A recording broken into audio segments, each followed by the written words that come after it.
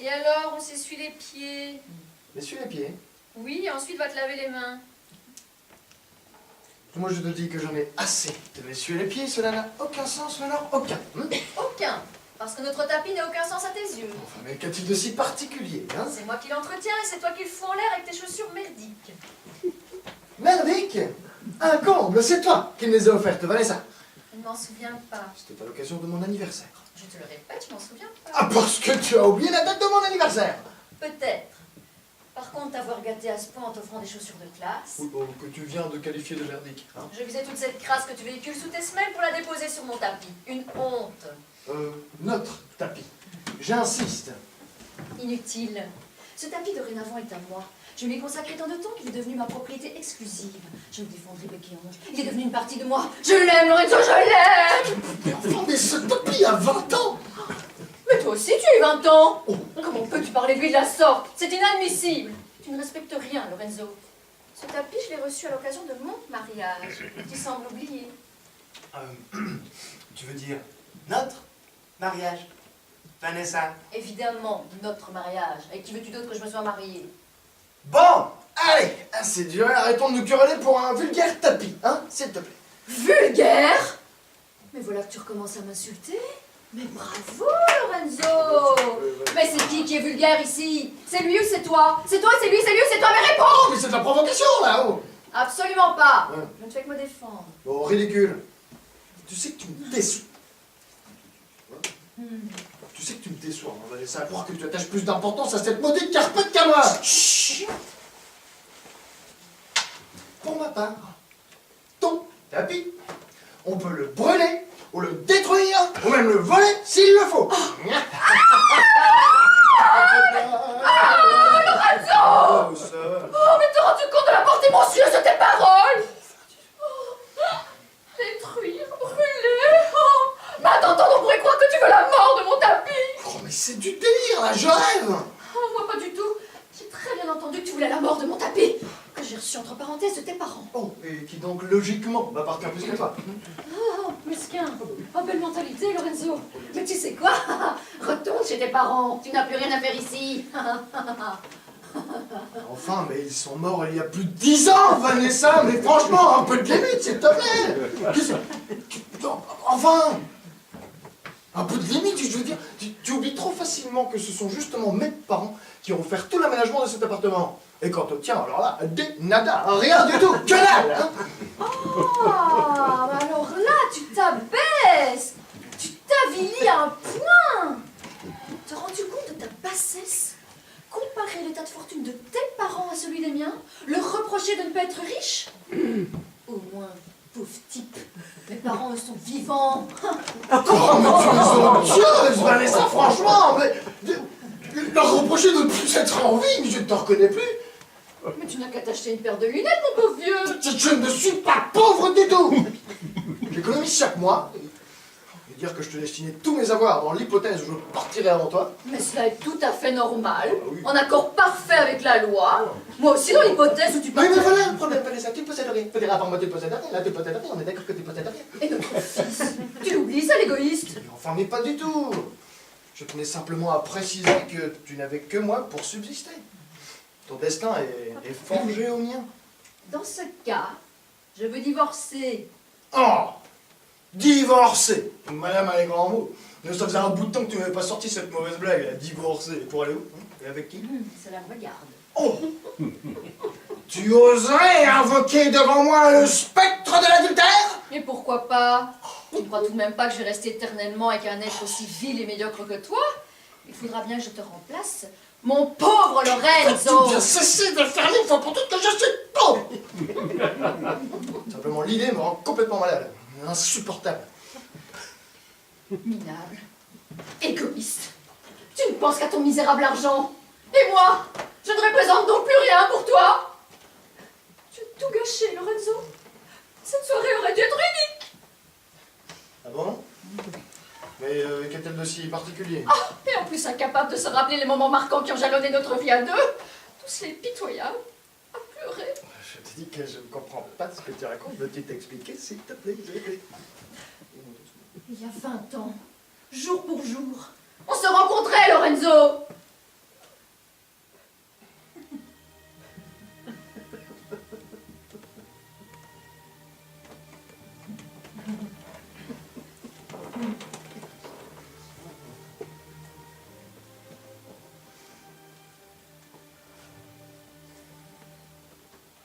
Il existe au cœur de Rome une place que j'affectionne tout particulièrement.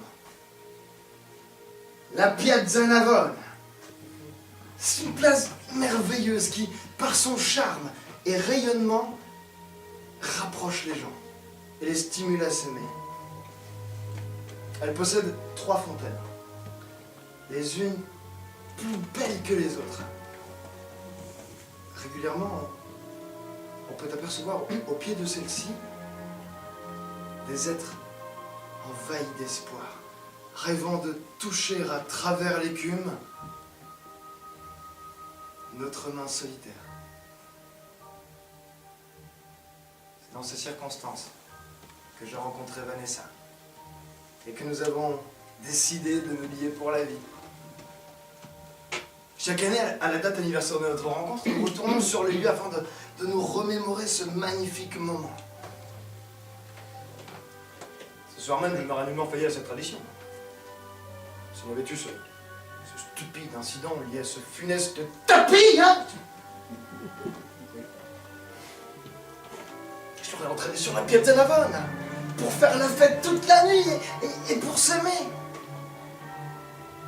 Mais nous voilà tous deux dans de sales draps, remontés comme jamais l'un contre l'autre, noyés dans un flot de paroles auxquelles en réalité on ne croit pas et qui pourtant sont lourdes de conséquences.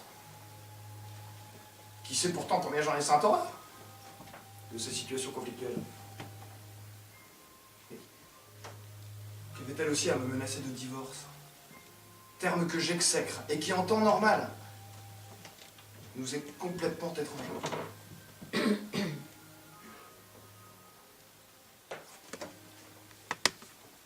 te rends compte, Lorenzo? Tu as oublié l'anniversaire des 20 ans de notre rencontre. Enfin, pas du tout. Menteur. Et même pas un bouquet de fleurs. Oh, c'est pas la saison. Parce que pour toi, l'amour est une question de saison. Celles qui fleurissent et celles qui pourrissent. Quelle déception, Lorenzo. Tu étais mon roi et te voilà déchu, au bas du trône. Oh, mais tes propos sont vides de sens, stériles. Stérile. Alors que j'ai porté fièrement notre enfant pour te combler. Mais je l'aime. Enfin, une parole d'amour qui ne me concerne pas. Oh, je t'en prie, Vanessa, allez, je t'en supplie, ressaisis-toi. Tout ceci est grotesque. On arrive à s'insulter pour un tapis usé. Comme notre amour. Oh! Comment oses-tu comparer nos sentiments avec ce ramassis de ficelles? Un ramassis de ficelles. Oh, de mieux en mieux. Mais si j'en avais la force, je t'étranglerais avec ces ficelles. Ah, des menaces? Oui, et de mort. Évidemment, je plaisante. Et il n'est pas à l'heure du jour Oui. de penser à ta mort parce que trop de choses nous lient. Oui, c'est ça, bien sûr. Enfin, tout de même, on arrive à évoquer ma mort après 20 années de vie commune. Il y a de quoi s'inquiéter. Je te vois parfaitement enrouler mon cadavre dans ton maudit tapis pour l'évacuer, hein? Ta manie de lire des séries noires. Oui, c'est possible. N'empêche que tu as franchi ce soir des limites. Vanessa, j'exige des excuses. Que je ne te ferai pas. Restons sans la Non, mais c'est trop facile. Si au moins tu n'avais pas évoqué le divorce entre nous, tu m'as profondément blessé. C'est toi qui m'y as poussé. Vanessa, je te demande de retirer ces sottises, voilà, et je te pardonne tout, ok? Ce que je suis, Lorenzo. Ce que je dis, Lorenzo. Mes pensées, on n'y touche pas. Je n'ai pas l'intention de faire marche arrière. Très bien. Eh bien, si tel est le cas, je te prends. Divorçons. Cette mascarade a assez duré. Un comble. J'ai jamais vu. Monsieur veut mettre fin à son mariage pour une querelle de poux. Mais alors là, Lorenzo, je te dis un non. Mais alors un non comme tu n'en as jamais entendu de ta vie. Je suis ta femme. Et il te faudra me passer sur le corps pour que tout s'arrête entre nous. Oh, l'art de retourner une situation à ton avantage, peut-être. C'était ton idée, idiote. Oh, mon idée. Pas la peine de te l'approprier, c'est non. Très bien. Eh bien, si tel est le cas, à ce rythme-là, on ne s'en sortira pas. Je n'entrevois qu'une solution. Tu repars pour un moment revivre chez tes parents le temps de retrouver tes esprits. Trop facile. Moi, je n'ai qu'à déguerpir pendant que monsieur reste confortablement à la maison parmi nos meubles. Non. C'est à toi de partir. Chez tes parents. Mais enfin, tu sais très bien qu'ils sont morts, Vanessa, la conjoncture, là. Ah, c'est vrai, bouge la tête. Oui, c'est ce que je me demande. Écoute, finalement, pourquoi pas, hein. Je vais retourner vivre là où j'étais heureuse avant de te connaître. Mais je ne m'inquiète pas. Je t'entends déjà me supplier de rentrer à la maison. À genoux, tu m'imploreras de reprendre la vie commune. Je suis certaine de gagner la partie que tu as engagée contre moi. Je m'en vais. Pauvre type. Pauvre? Oh, je ne suis pas pauvre, Vanessa. Je suis riche, très riche.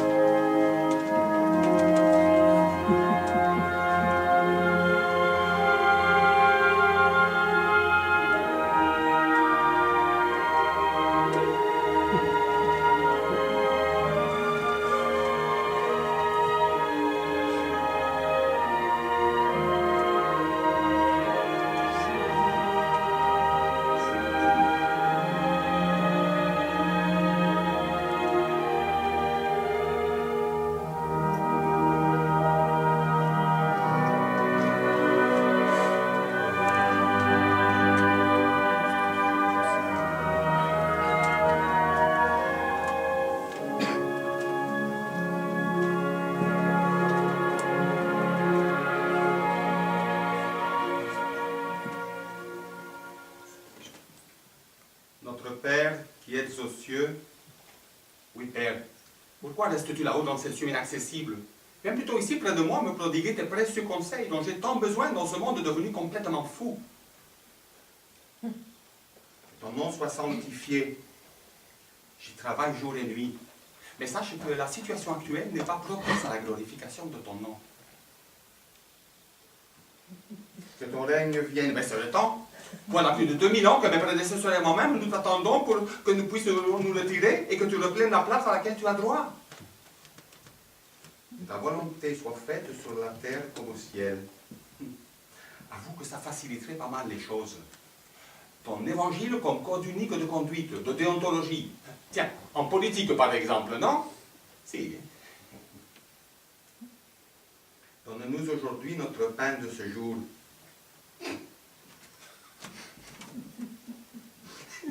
Toi, Père, métamorphosé en boulanger céleste, on trouverait un monde gorgé de pizzeria, le rêve.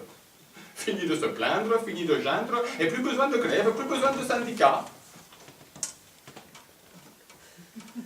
Pardonne-nous nos offenses, oui, ça c'est le petit geste sympathique que j'attends de ta part. Comme nous pardonnons aussi à ceux qui nous ont offensés. Ça c'est la vraie difficulté, la véritable embûche. Moi-même, j'ai beaucoup de mal à pardonner à tous ces cardinaux rebelles qui mettent des bâtons dans les roues de mes réformes. J'ai encore beaucoup de travail à faire dans ce domaine, Père.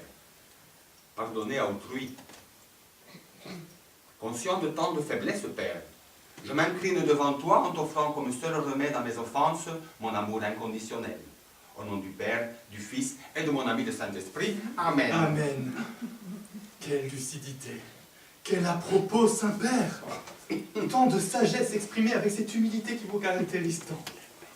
Notre Père est édifiant. Vous arrivez si aisément à renouveler le sens de cette prière universelle en la réactualisant. Moi-même, à force de la réciter machinalement, elle avait perdu à mes yeux tout son impact. Mon cher secrétaire, on appelle cela l'inspiration. C'est vrai que j'ai de très bons contacts avec l'Esprit Saint. On adore converser ensemble. Et je suis persuadé d'ailleurs que c'est lui qui m'a conduit sur le trône de Saint-Pierre. Un véritable ami. Et pourtant, trop de fidèles le négligent et semblent s'adresser exclusivement au Père et au Fils. Je trouve cela injuste et réducteur. Alors que lui sait fort bien que je le soutiens. Et il me gratifie de ses conseils que j'essaie tant bien que mal de suivre à la lettre. Quelle aubaine pour la chrétienté de vous avoir à la tête de l'Église. Je ne mérite pas pareil honneur. Comme je vous le disais à l'instant, je suis persuadé que c'est un coup du Saint-Esprit si le Conseil a pris cette décision à laquelle je ne m'attendais absolument pas. Votre effacement, votre simplicité naturelle. C'est ma nature profonde, cela ne mérite aucune éloge. Ah, non. Jamais pape n'a été aussi populaire, Saint-Père. Les sondages à ce sujet sont édifiants.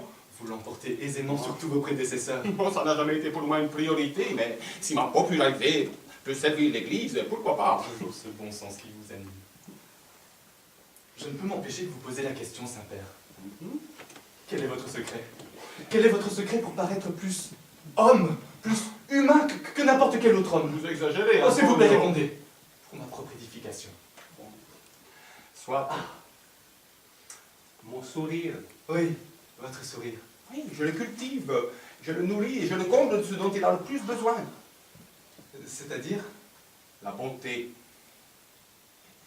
Je m'exerce à longueur de journée à rester le prêtre de mes débuts, pétri d'idéaux et d'humilité. L'Évangile, il ne faut pas seulement le lire, il faut avant tout le mettre en pratique au quotidien et offrir un sourire vrai à celui qui croise votre regard. Et c'est ce que nous allons faire ce soir, Antonio. J'adore participer à vos expéditions nocturnes. Tout cela est tellement mystérieux, voire invraisemblable. J'ai besoin de rester en contact avec la réalité du monde, à rencontrer, à parler aux démunis, aux rejetés de la société. Nous prendrons 2 Vespas. Ce sera plus commode pour circuler dans Rome. Hein? Elles sont prêtes. Et avec votre casque, vous êtes certain que votre identité restera secrète lorsque vous roulez à travers la ville. C'est bien. Ah, Antonio, allez, ce tapis est complètement usé, regardez. Ça faisait un moment que je voulais vous en parler. Ce sont vos prières qui auront eu raison de lui. D'ailleurs, il faut ménager vos genoux, Saint-Père. Oh. Si vous le désirez, je peux aisément faire parvenir un prix Dieu des appartements pontificaux que vous avez désertés. Déserté? Mais je n'ai jamais mis les pieds, Antonio. Vous savez très bien qu'au lendemain de mon élection, j'ai exigé d'habiter dans cette humble demeure à la lisière entre Rome et le Vatican. Moi, dans un palais, non, jamais de la vie. Et pourtant, vous devriez reconsidérer votre décision et envisager d'emménager dans les appartements pontificaux qui vous sont dévolus. Qu'est-ce qui vous fait dire cela? Moi, je m'y sens parfaitement à l'aise. Le Sacré Collège tempête à ce sujet, critiquant votre train de vie trop modeste, nuisant à l'éclat, au prestige que doit revêtir tout pontificat. Vous devez imposer la puissance papale. N'oubliez pas que non seulement vous êtes le représentant du Christ sur terre, mais vous êtes également chef d'État de la Cité du Vatican, sur laquelle tous les regards sont tournés. Je sais cela et c'est fort embarrassant. Je me contenterai aisément et exclusivement de la première fonction tout en oubliant la seconde. Ce qui serait une grave erreur, Saint-Père. Il est de mon devoir de fixer votre attention que si vous avez l'oreille du monde entier, c'est parce que vous endossez également des responsabilités politiques. Celles-ci vous permettent d'influencer l'histoire mieux que n'importe qui, en créant l'amalgame entre le spirituel, qui vous tient à cœur, et le temporel. En réalité, Saint-Père, vous êtes l'homme le plus puissant de la terre. Et tout cela, ne l'oubliez jamais, ne peut servir que les intérêts de celui dont nous sommes les humbles serviteurs, le Christ. Vous parlez bien, monsieur le secrétaire d'État. Et si c'était votre ami, l'Esprit Saint, qui m'avait soufflé ces paroles? Pour être sincère, il m'avait instruit avant vous. La communauté papale, je suppose. N'empêche que, si vous envisagez d'emménager dans les appartements pontificaux, vos pieds fouleront les plus beaux tapis confectionnés à ce jour. Un atout en plus. Là, vous essayez de m'influencer, Antonio. Oh non, je sais, je les aime beaucoup. Mais je ne sais pas pourquoi. Avec mes yeux, cela me suffit. Soyons sérieux, Saint-Père. Vous ne pouvez pas rester ici à végéter éternellement. Votre place se situe ailleurs. N'insistez pas. Et d'ailleurs, j'ai une autre raison pour ne pas déménager. Oh, et laquelle? Vous piquez ma curiosité. Qui aurais-je fatalement comme voisin si je déménageais au Vatican? Alors là, je ne vois pas de qui vous parlez. Voyons, Antonio, vous l'avez servi avant moi. Oh, vous parlez du pape Arnold, celui qui a démissionné de toutes ses fonctions, ce qui a permis votre élection d'ailleurs. Lui-même. Alors, avec tout le respect que je lui dois et une profonde admiration, je ne me vois pas en tant que pape régnant le croiser tous les jours dans les couloirs du Vatican. Ce n'est un secret pour personne que je désapprouve la politique rigide qu'il a menée durant son pontificat. Mais lui ne se cache pas pour blâmer ma politique d'ouverture. Mais moi, je veux faire évoluer l'Église. Je veux la préparer au 3e millénaire.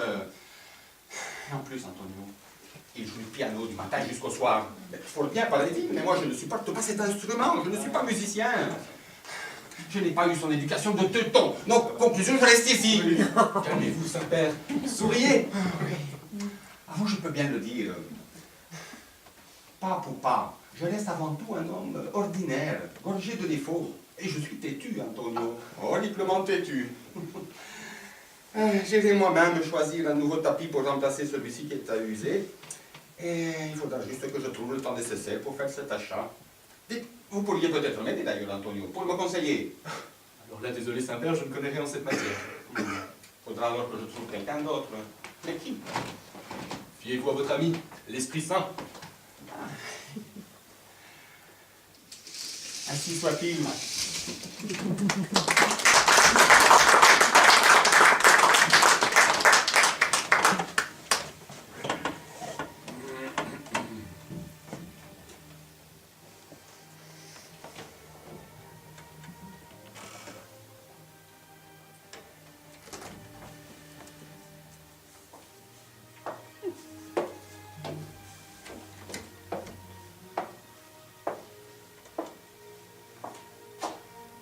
Ça fait maintenant des semaines que j'ai quitté Lorenzo pour aller revivre chez mes parents, qui m'ont accueilli avec une certaine réserve. Ils désapprouvent fortement mon comportement et la raison de mon départ. Un tapis. Quand on sait que chez eux, il n'y en a pas un seul, que du carrelage. Enfin, soit. J'ai donc retrouvé ma chambre d'enfant, mais aucun souvenir. Ma vie à moi, c'est manifestement Lorenzo, que j'ai rencontré à la Piazza Navona et instantanément aimé. Alors qu'est-ce qui m'empêche de l'appeler, de regretter notre querelle, de prendre mes responsabilités, de rentrer? Rien. J'ai beau m'analyser, je ne trouve pas de réponse valable à mon comportement. Je fais du surplace tout en sachant parfaitement que tôt ou tard je rentrerai à la maison. Mais quand? Je réalise aussi qu'au fond de moi réside un être profondément têtu, orgueilleux, incapable de se remettre en question. Ajoutez à cela que je suis un peu masochiste, cela retarde inévitablement mon retour. Je suis romaine et heureuse de l'être. Cela se traduit par une passion effrénée à arpenter Rome, marcher, me perdre dans ces ruelles au nom oublié mais au charme incomparable. Mais il y a une constante. Toutes mes randonnées nocturnes s'arrêtent là où j'ai pour la première fois embrassé Lorenzo. Cette fameuse fontaine de la Piazza Navona. Je me laisse glisser à même le sol, ivre de vin et de regrets. Souvent, je pleure.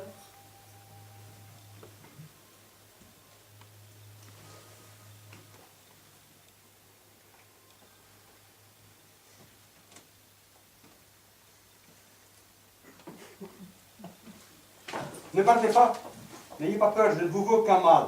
Mais je ne vous connais pas, et en plus, avec votre casse, vous n'avez pas l'air rassurant. Si ce n'est que cela, je peux l'enlever. Est-ce mieux ainsi? Je vous ai rien demandé. Pourquoi parlez-vous? De vous voir ainsi, toute recroquevillée, abandonnée. C'est que j'ai mes raisons, monsieur. Je n'en doute pas. J'aimerais les connaître. Quelle curiosité. Si vous croyez que je me confie au premier venu. C'est vrai, vous avez raison. Je suis le premier venu, oui. Pas pour autant le bienvenu. Vous aviez l'air si malheureuse. Cela se voit donc tellement. Vous ne souriez pas. Pour moi, ça veut tout dire. Par contre, vous en avez un de ces sourires. Vous ne devez pas avoir trop de soucis dans la vie. Oh, tout est relatif. Disons que j'ai tout pour être heureux. Ah oui, la vie parfaite, une femme, des enfants, un bon boulot. Une femme, des enfants, vous oubliez. Mais un bon travail, oui. Varié, je vois du pays. Mais c'est très, très fatigant, vous savez. Oui, je devine. Vous êtes à la tête d'une grande agence de voyage. Oui, oui, c'est ça. Vous guidez des groupes à travers le monde. Ah oui, c'est à peu près cela, oui. Malheureusement, le monde qu'on peut encore visiter aujourd'hui a fort rétréci. Il suffit de penser à tous ces pays pourtant fascinants, mais qui sont devenus infréquentables aujourd'hui. À cause des attentats? C'est ça que vous voulez dire? Absolument. Toutes ces guerres absurdes que certains continuent à valider au nom d'un Dieu soi-disant vengeur, mais qui n'existe que dans une imagination malade. Alors que le seul Dieu, le vrai Dieu, quel que soit le nom qu'on lui donne, il n'a parlé que de paix et d'amour. Oui. C'est affreux à dire, mais même ici à Rome, le sentiment de sécurité n'est plus le même. Les bombes ne sont jamais très loin. Oui, malheureusement, oui. Il n'y a plus un seul tapis entre Paris et Istanbul qui ne soit taché de sang. Et sans oser même parler de ce d'Orient qui baigne littéralement dans le sang. Vous parlez de tapis? Incroyable! C'est justement à cause d'un tapis que je me retrouve ici dans cet état. Oui, j'ai quitté mon mari suite à une dispute idiote parce qu'il il oublie systématiquement de s'essuyer les pieds en entrant à la maison! Excusez-moi, j'ai honte de vous parler comme ça. Non, au contraire. Moi, je trouve comme vous qu'en toutes circonstances, un tapis mérite d'être respecté. Vous comprenez cela? Oh, vous êtes bien le premier homme à suivre mon raisonnement. Il paraît que les hommes viennent de Mars et les femmes de Vénus. Non, je les aime beaucoup. Les femmes? Je visais les tapis. Ah, oui, moi aussi. Il faut vraiment partie intégrante de ma vie. C'est amusant parce que pas plus tard que cet après-midi, je me suis énervé en présence d'un collaborateur à propos d'un vieux tapis usé qu'il fallait remplacer. Mais on n'abandonne pas si facilement ce que l'on a aimé. C'est pourtant ce que j'ai fait. En désertant la maison et mon Lorenzo, je regrette amèrement. Je peux faire vous aider. Vous devez certainement avoir des problèmes financiers. Pas du tout. Depuis mon départ jusqu'à ce jour, Lorenzo a continué à alimenter mon compte en banque. Il veut absolument que je ne manque de rien. Vous devez savoir, monsieur, que Lorenzo est parfait. Alors j'imagine qu'il vous téléphone plusieurs fois par jour pour tenter de vous récupérer. Il ne répond jamais à ses appels. Pauvre Lorenzo, vous le faites souffrir. Nous souffrons tous les deux. Alors qu'attendez-vous pour le rejoindre? Moi? Oui, un homme, un vrai, qui me rappelle à mon devoir, qui me persuade que je navigue dans des eaux troubles, qui me convainc que plus j'attends, et moins j'aurai de chance de retrouver l'homme que j'aime. C'est cela que j'ai envie d'entendre de votre bouche, monsieur. Inutile. Vous venez vous-même, en moins d'une minute, d'énumérer tous les arguments nécessaires à retrouver l'harmonie de votre couple. Probablement, et pourtant je ne fais rien. Impensable, mais c'est comme ça. Je me complais en quelque sorte dans cette situation morbide. Et pourtant, rien ne vous sépare. Pas même un troisième larron qui voudrait jouer trouble-fête, non? Alors, foncez, rejoignez-le. Je l'ai menacé de divorcer. Qu'importe, l'évoquer n'a rien de grave et sans conséquence. Avez-vous des enfants? Oui, un fils, qui étudie l'architecture à Valencia, à l'école de Santiago Calatrava. Il ignore toujours. Raison de plus pour vous reprendre et recommencer la vie avec Lorenzo. Ainsi, votre fils n'apprendra jamais cette mauvaise passe. Faites-le pour vous, mais faites-le aussi un peu pour moi. Pour vous? Vous sentez-vous concerné par mon histoire? Mais je ne sais pas pourquoi. J'ai cette ambition d'approcher les gens pour les rapprocher. J'ai ça dans le sang, vouloir aider. Et c'est pour cela que je dors de soir dans l'homme sur ma Vespa. À vous entendre, je parie que vous êtes croyant. Ah oui, absolument. Moi, pas du tout. Je m'en doutais. Je ne crois qu'en moi. Ah, donc vous êtes croyante. C'est un signe que votre intérieur bouge. Et c'est s'enthousiasmer, on ne demande pas plus. Retenez surtout ceci. C'est au sein d'une famille qu'on exprime le mieux sa joie de vivre. Alors cette famille, votre famille, retrouvez-la. Je vais suivre votre conseil, monsieur. Vous m'avez convaincu. Mais avant qu'on se quitte, j'aimerais connaître votre nom. Ah, ça se sera impossible malheureusement, je travaille toujours incognito. Et croyez-moi, c'est plus facile comme cela. Alors, pourrait-on se revoir? Votre présence a quelque chose de rassurant. Vous irradiez. Oh, vous êtes charmante. Ça fait toujours plaisir à entendre. Oui, mais vous ne m'avez pas répondu. Se reverra-t-on? Je vous le promets. Dans un premier temps, je prendrai contact avec vous pour prendre de vos nouvelles, à vous et à Lorenzo. Et ensuite, je prendrai rendez-vous avec vous pour que vous m'aidiez dans une démarche un petit peu particulière, mais qui me tient fort à cœur. Qui êtes-vous? J'insiste. Moi, je m'appelle Vanessa Perozzi. Je vais vous donner un indice, Vanessa. Dimanche, à midi précise, allumez votre télévision sur la première chaîne. Vous devriez me voir à l'œuvre, en plein travail. Oui, votre agence de voyage. Je regarderai votre émission. Et je vous promets que vous fêtez dignement mes retrouvailles avec Lorenzo. Je vous achèterai une croisière. Vous voudrez bien cela? En général, je recommande toujours la même destination. Mais croyez-moi, elle ne manque pas d'intérêt. J'en suis persuadée. Allez, donnez-moi votre adresse, Vanessa. Je vais vous raccompagner parce qu'il se fait tard. Et prenez mon casque. Ce sera plus prudent car j'adore la vitesse. Allez, avanti!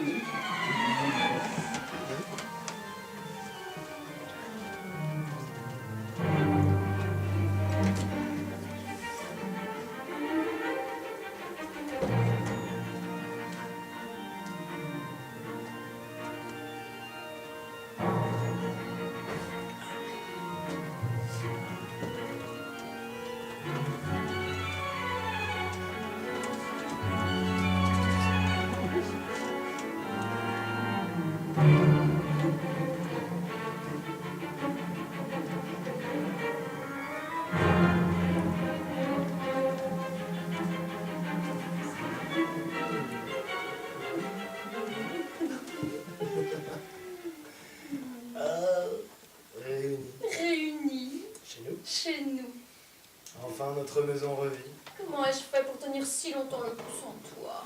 Ah, et moi, où ai-je trouvé la force de ne pas sombrer dans une dépression totale? Je n'allais pas mieux que toi. Et pourtant, je ne faisais rien pour revenir, va-t'en comprendre. J'étais ridicule.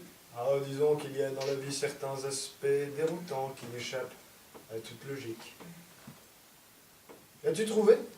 Bien sûr que je l'ai trouvé. Oh. Glissé sous le tapis. Ta lettre était très belle, Lorenzo.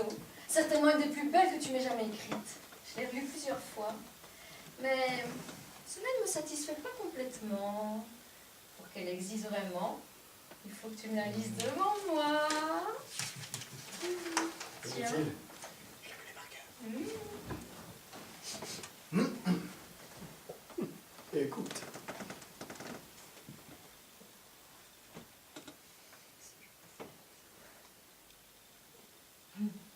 Vanessa. Te voilà revenue, toi qui n'as jamais été absente de mon esprit, de mon cœur, dans cette maison qui abrite depuis si longtemps nos amours. 20 années, vécues et partagées avec une intensité rare. Dès le départ. Oui, c'était le départ. Dès le départ, nous avons décidé de commun accord de ne pas encombrer notre vie d'amis et autres. Tant notre amour à lui seul nous satisfaisait, nous unissait et nous comblait. Il n'y a eu que notre fils qui a su trouver au sein de notre couple une place synthétisant notre incomparable complicité. Vanessa, te voilà revenue, avec un éclat dans le regard que je ne te connaissais pas. Je t'ai quitté belle, et je te retrouve magnifique. Comme frappé par une implosion soudaine, tu rayonnes, m'offrant cette joie qui transcende l'homme et le rend unique dans la trajectoire de l'univers. Je crois en toi, Vanessa, en nous, et ose t'écrire que l'éternité est la seule mesure digne d'animer nos intérêts, le jeu et le plaisir de nos âmes. Je t'aime, Vanessa. Moi aussi, je t'aime. Post Christum. Les paroles c'est bien, mais les actes c'est encore mieux. De ce fait, j'ai décidé de remplacer cet horrible tapis qui nous a fait tant de mal et de t'en offrir un neuf. Je te devais bien cela. Merci. Mais tu sais, cette implosion dont tu parles, c'est à cet homme mystérieux que je la dois. Lui seul a sauvé notre couple. Bon, tu exagères, Vanessa. Bon, disons qu'il a précipité de manière inexplicable mon retour vers toi. J'aimerais tellement que tu le rencontres. Ah oui? Ton voyageur sans bagage et sans nom? Oui, mais on devrait plus tarder à savoir qui il est. C'est toujours vers midi précise qu'il doit apparaître dans une émission qui lui est consacrée, sur la première chaîne. Eh ben, allume la télé, c'est l'heure.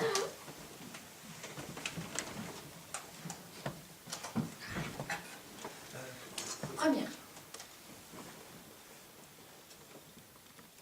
La place Saint-Pierre? Qu'est-ce qu'elle vient faire là? Tu t'es trompée de chaîne? Et donc tu m'as précisé la première. Oui? Non! C'est pas possible! C'est lui!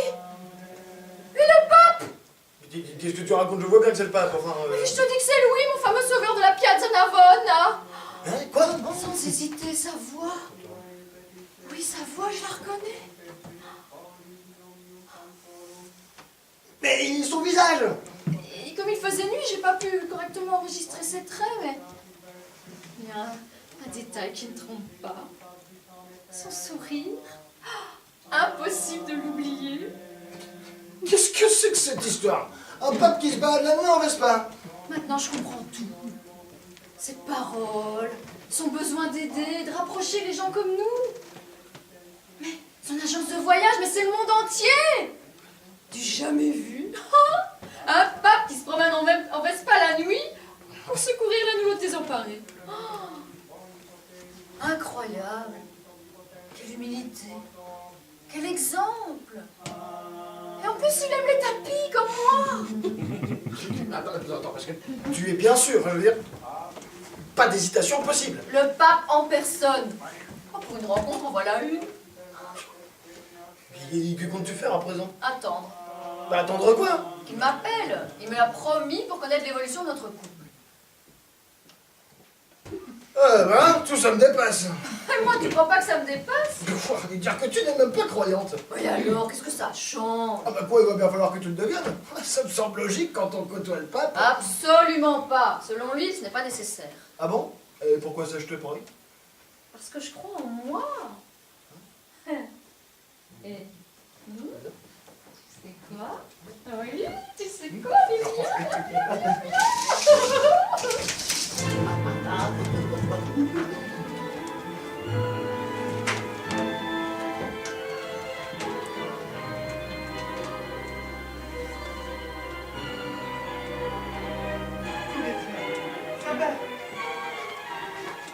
Saint-Père! Ah.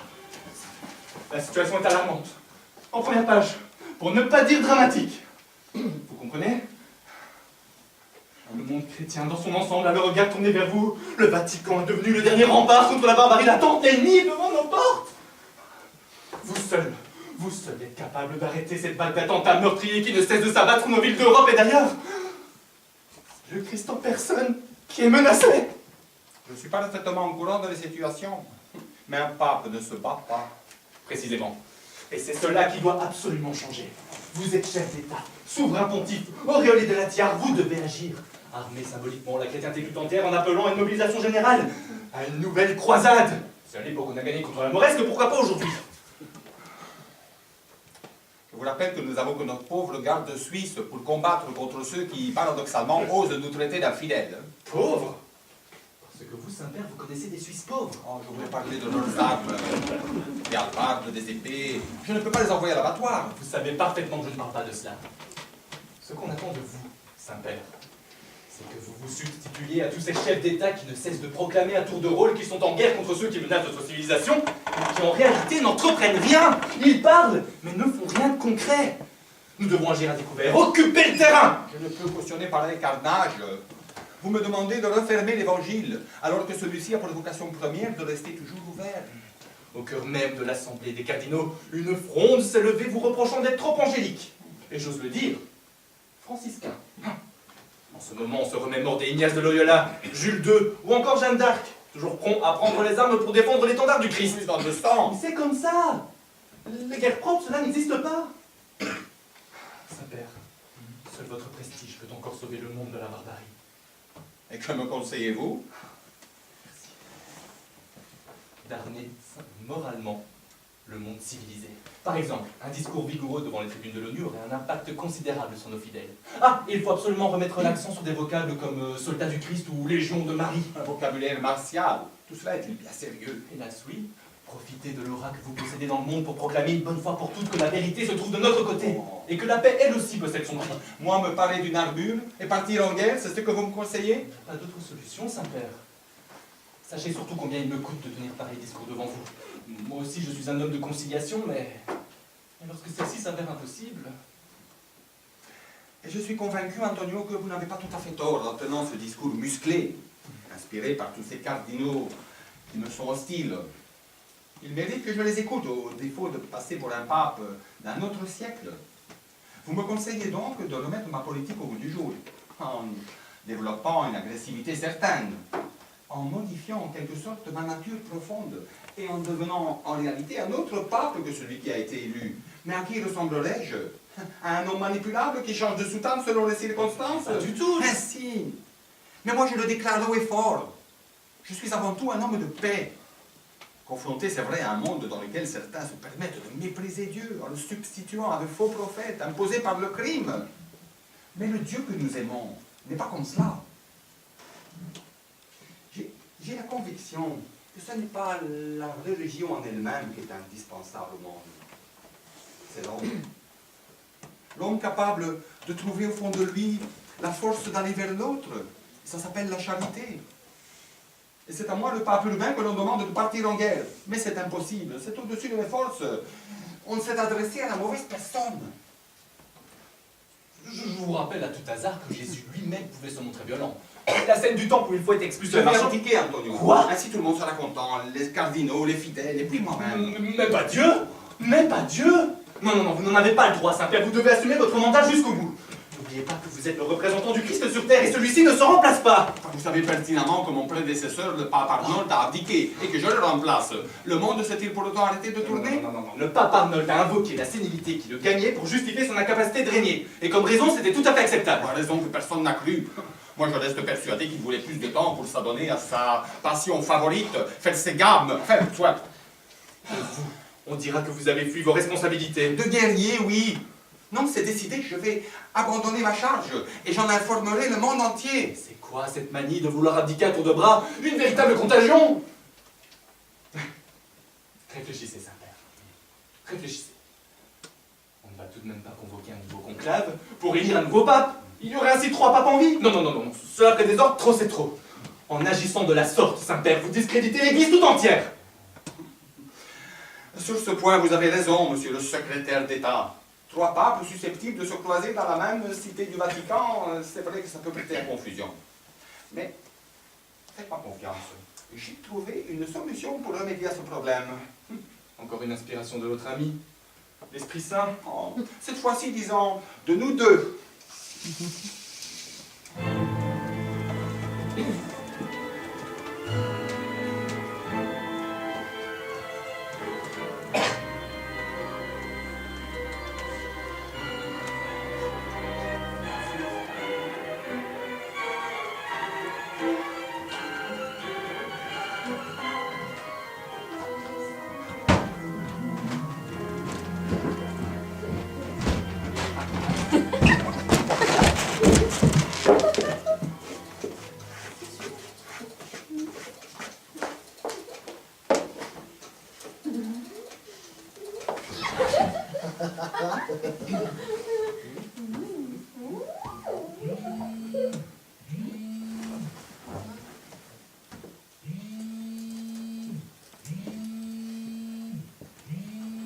Pronto? Ah, Vanessa, est-ce vous? Oui, qui êtes-vous? Un ami. Nous nous sommes croisés il y a quelques semaines sur la Piazza Navona. Je vous ai accompagné sur ma Vespa. Le pape! Je vois avec plaisir que vous avez regardé mon émission à la télévision. Oui, j'ai vu le pape, je vous ai vu! Oh, vous m'avez bien eu, je n'en reviens toujours pas, quel choc! Oh, vous verrez, on s'habitue à tout. J'ai failli tomber à la renverse en vous reconnaissant. J'ai tout de suite expliqué à mon mari que c'était vous qui m'aviez sauvée. Directement les grands mots, non. Disons que ce soir-là, nos chemins se sont croisés. On appelle cela la providence. Providentiel, vous l'avez été. Tout de suite après notre rencontre, je me suis réconciliée avec mon mari. Ah. Tout va pour le mieux. C'était le but de mon appel. Effectivement, je suis ravi que tout soit rentré dans l'ordre avec Lorenzo. Et je voulais vous remercier. Me remercier? Oui, c'est grâce à des êtres comme vous, pape ou pas, je sais que je reste en fait, c'est le terrain, la rue, c'est mon véritable terrain d'action. C'est là que j'exerce le mieux mon sacerdoce. J'aimerais vous revoir. Mais je suppose qu'avec votre emploi du temps, c'est chose impossible. Impossible? Pourquoi vous? Ah, c'est vrai, vous ne croyez pas donner. Non, je vous l'ai promis, Vanessa, nous nous reverrons. Merci. Lorenzo vous remet le bonjour. Toutes mes amitiés à Lorenzo également. Allez, au revoir Vanessa, et à très bientôt. Au revoir. Au revoir. Oh, tu te rends compte, le pape? Oh, viens, fêter ça.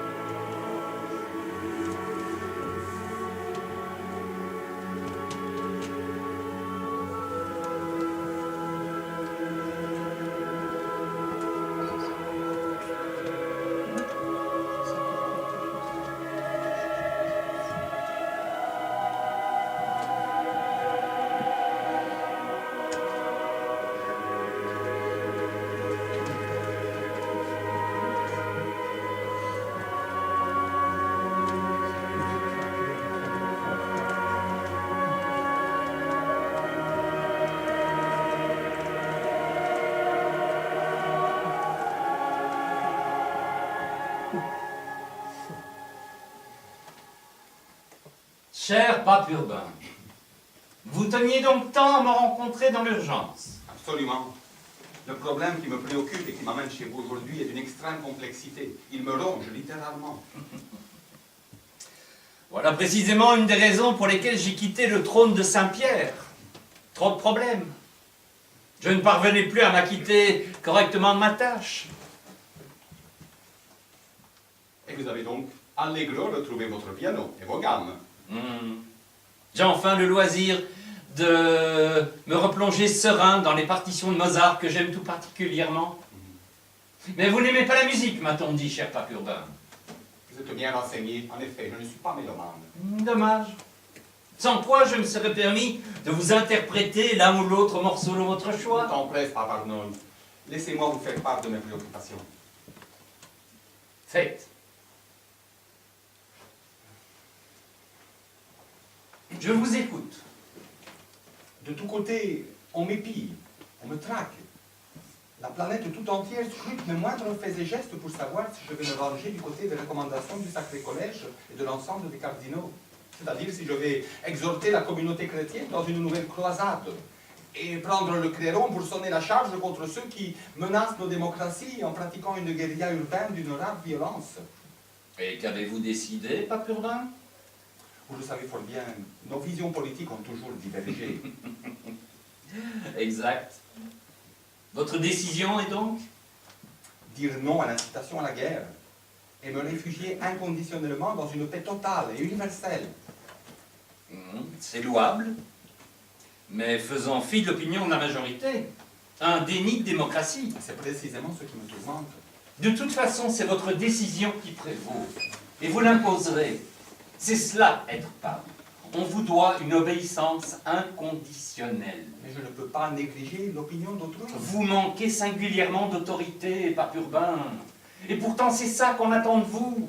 Inspirez le respect. Oui, je le sais, mais je ne me sens plus à la hauteur de pareils événements.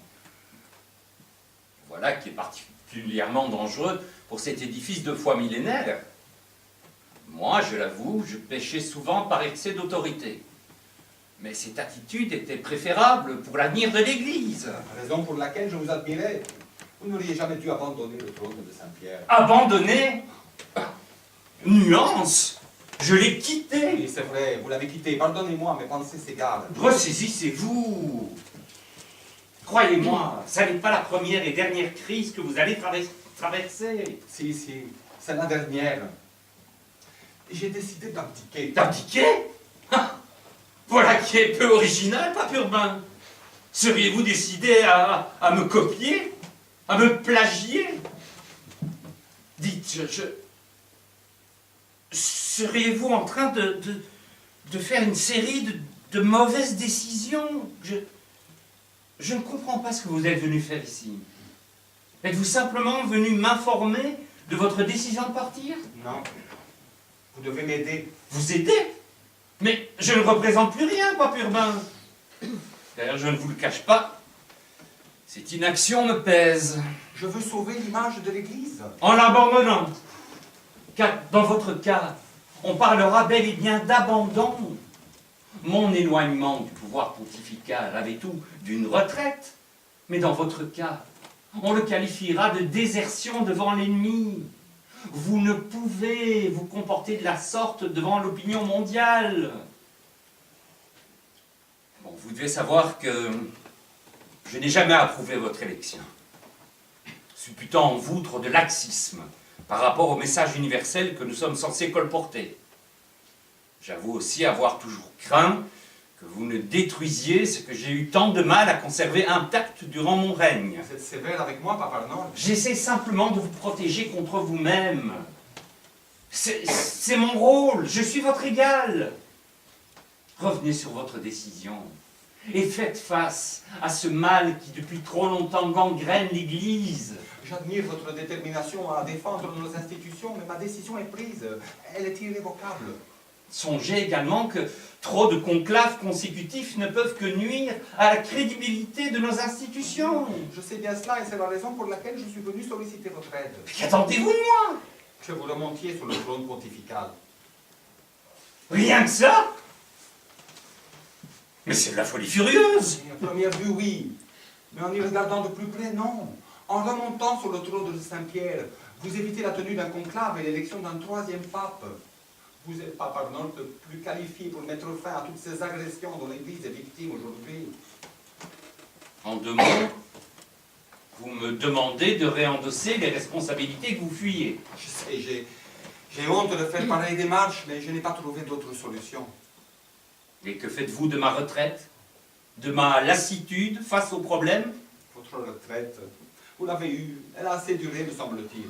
Je vous en prie, refermez votre piano, reprenez les clés de Saint-Pierre. Votre popularité est intacte. Vous serez accueilli aujourd'hui mieux que vous ne l'avez jamais été dans le passé.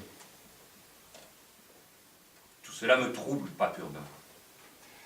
Vous ne pouvez pas savoir combien, lors de votre abdication, j'ai admiré votre courage et votre humilité à quitter tout ce faste et toute cette aura liée à la fonction papale. Ce que je vous demande aujourd'hui, c'est de faire preuve de cette même humilité, en remontant sur le même trône et en coiffant à nouveau la tiare qui vous va si bien. Qui a bien pu vous inspirer pareil scénario?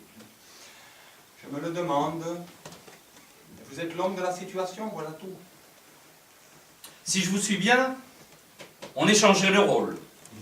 Moi de nouveau actif et vous au repos. Et il y aurait toujours 2 papes. Non, un seul pape. Car je remets non seulement ma fonction, mais également mon titre de pontife entre vos mains. Moi, je redeviendrai celui que j'étais avant mon élection, un de vos cardinaux les plus dévoués. Je vous dois bien cela, pape Arnold. Car il est exclu que d'une manière ou d'une autre, je vous fasse de l'ombre. Dorénavant, c'est vous qui repersonnifiez le Christ sur terre. Le plus humble de nous 2, c'est vous. Un seul pape aura-vous le mérite de fixer sur vous, et rien que sur vous, l'œil des fidèles. Acceptez-vous. Relevez-vous. Cardinal Urbain. Oui, j'accepte.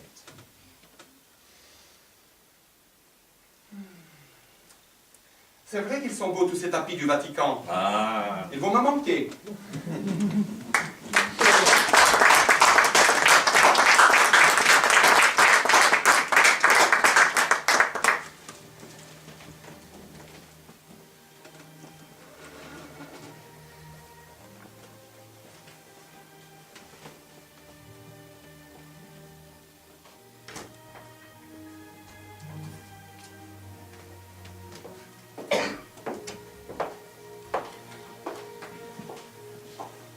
Quel choc!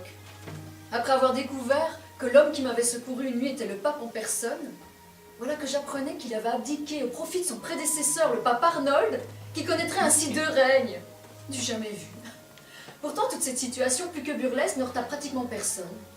On invoqua l'intervention divine, seule capable d'inspirer pareil scénario. De plus, le monde des croyants fut agréablement surpris par la complicité qui existait entre les 2 papes.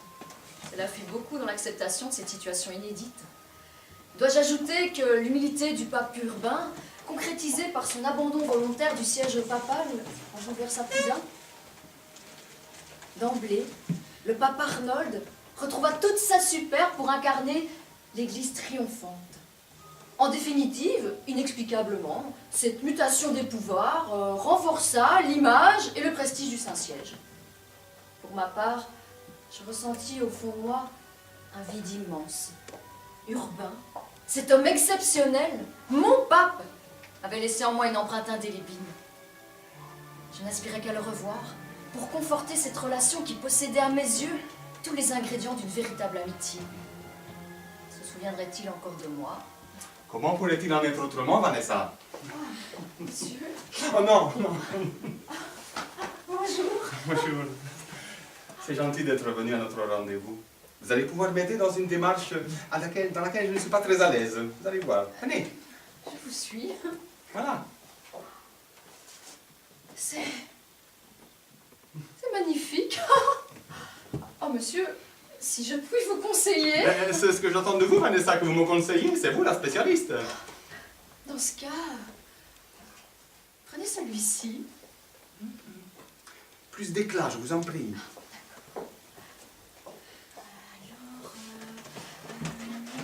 Ce sera celui-là.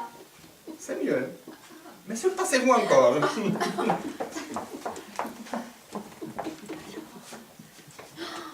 Sans hésiter. Celui-là.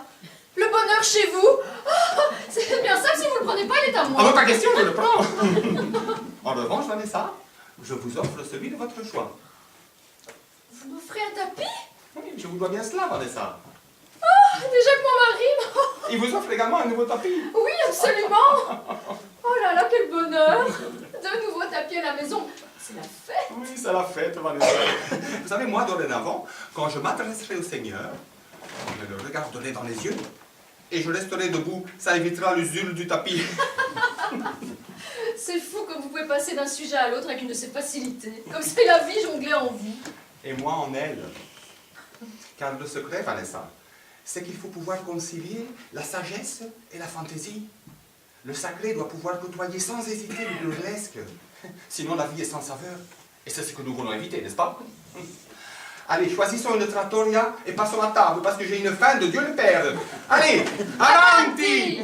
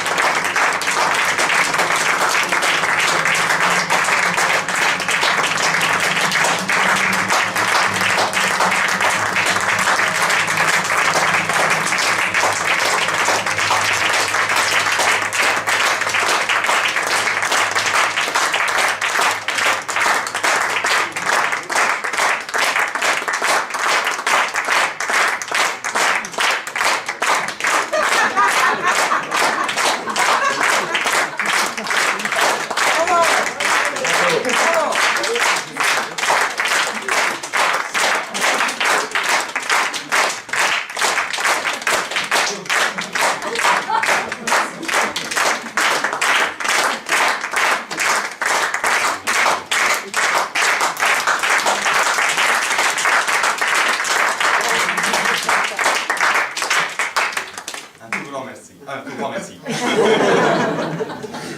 La pièce que nous avons eu le plaisir de jouer pour vous ce soir est de Marc Elsmortel.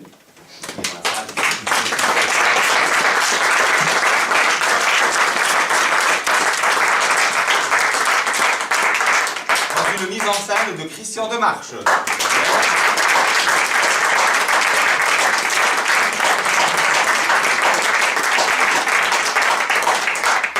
Avec dans le rôle du secrétaire d'État, Joshua Claes.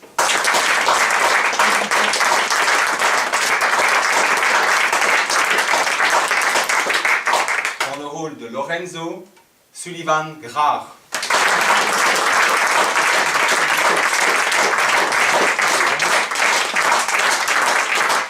Dans le rôle du pape Arnold, Vincent Lambert.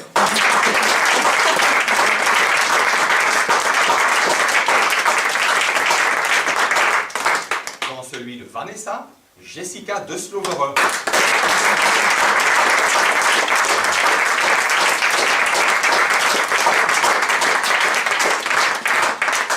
Et dans le rôle du pape urbain, Yves Nollet.